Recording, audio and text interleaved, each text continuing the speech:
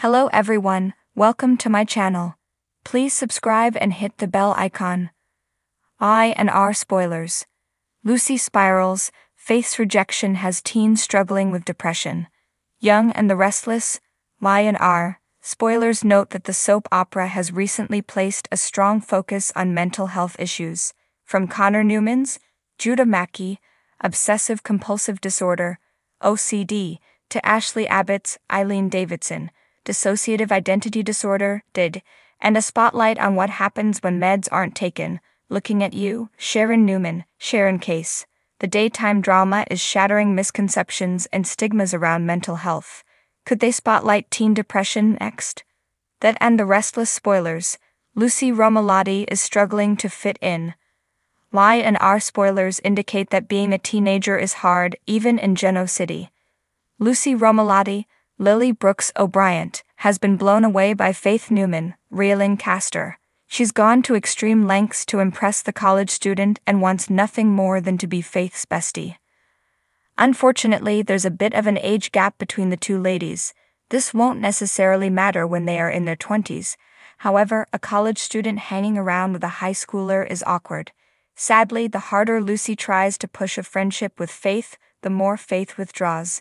Considering the situation, Faith is actually being a very kind young lady by hanging out with Lucy, but people can see that disaster is on the horizon. The two hit a major snag when they went to a concert together recently, and Lucy smuggled alcohol to the venue. She was a little tipsy and Faith immediately noticed brought her home. I&R spoilers. Lucy Romalotti did come clean.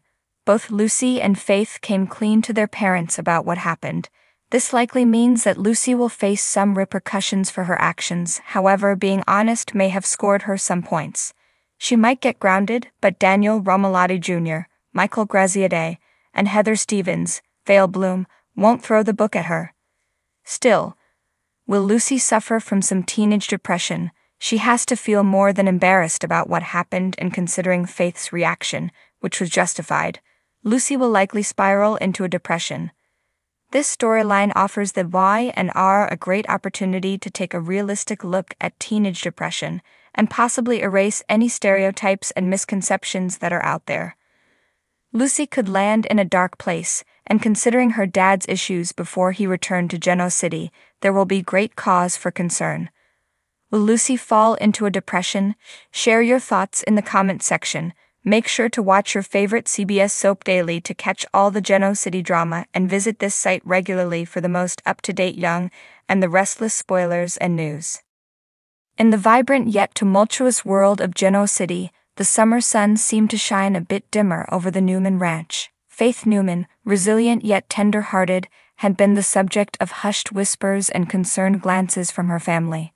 Her bond with Lucy Romalotti had grown stronger over the years, but recent events were tearing at the fabric of their friendship, pushing Lucy into a downward spiral that few had seen coming. It all started with a misunderstanding, a small, seemingly insignificant comment that Lucy had made about Faith's new boyfriend.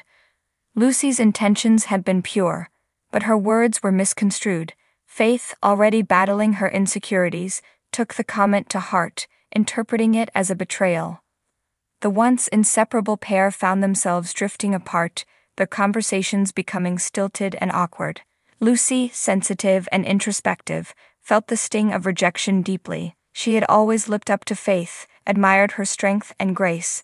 The rejection wasn't just from a friend, it was from someone she considered family.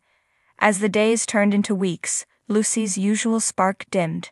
She stopped attending her extracurricular activities, her grades slipped, and she isolated herself from her peers. One afternoon, Sharon Newman, Faith's mother, noticed Lucy sitting alone on the steps of Crimson Lights. Her shoulders were hunched, and her usually bright eyes were clouded with sadness.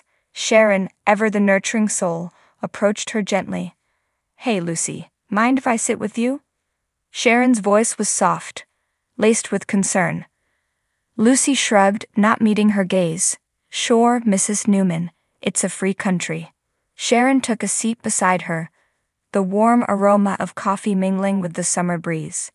"You know, I've noticed you haven't been yourself lately. Is everything okay?" For a moment, Lucy considered brushing it off, but the weight of her emotions was too much to bear alone. "It's Faith," she finally admitted, her voice barely above a whisper. "I think she hates me."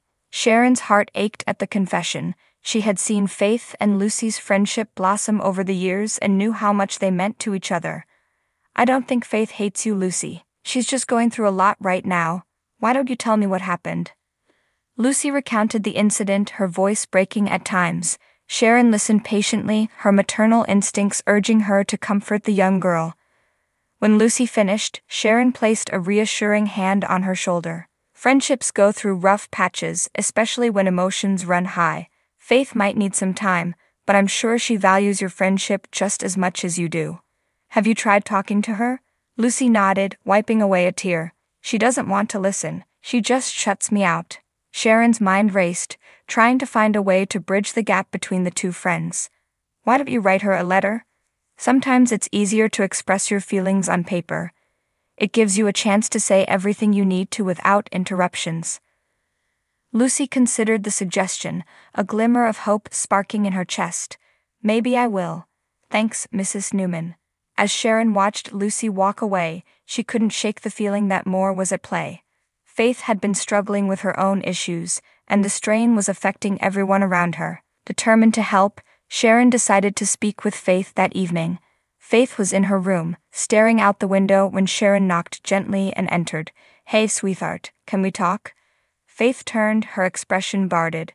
"What's up, Mom?" "I ran into Lucy today," Sharon began carefully. "She's really hurting, Faith. She thinks she's lost you." Faith's defenses crumbled slightly. "I didn't mean to hurt her. It's just, everything is so overwhelming right now." Sharon moved closer, sitting on the edge of Faith's bed. "I know you're going through a lot, and it's okay to feel overwhelmed. But pushing people away, especially those who care about you, won't make it better." Tears welled up in Faith's eyes. "I don't know how to fix it." "Start by talking to her," Sharon suggested gently. "She misses you, and I think you miss her too. Sometimes the first step is the hardest, but it's also the most important."